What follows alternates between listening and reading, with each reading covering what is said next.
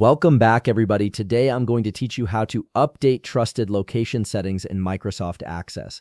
This is really useful when you want to designate specific folders as safe zones where access won't block your database files or disable certain features due to security restrictions. Start by opening your Microsoft Access app and load into your database. Once the software has loaded along with your data, you're ready to begin adjusting these security settings. Look toward the top part of your screen where all your Access tools are located and click on the File tab. This will expand a menu with various options for managing your database and application settings.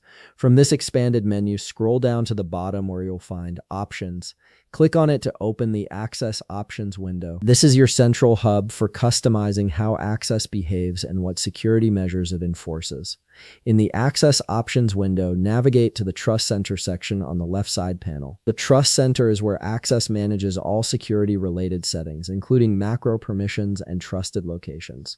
Once you're in the Trust Center section, locate the Trust Center Settings button and click on it.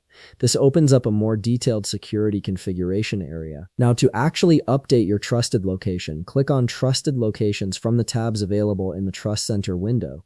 You'll see a list of currently trusted folders where Access automatically allows databases to run without security warnings. To modify an existing trusted location, select the location you want to update from the list and click on Modify. This is the key step that lets you change where Access considers files safe to open. A small window will appear with the current trusted location details. Click on Browse to navigate through your computer's file system. This lets you choose a new folder path that you want Access to trust. Navigate to the folder you want to designate as your new trusted location and select it. Once you've chosen your new trusted location, click OK to confirm your selection.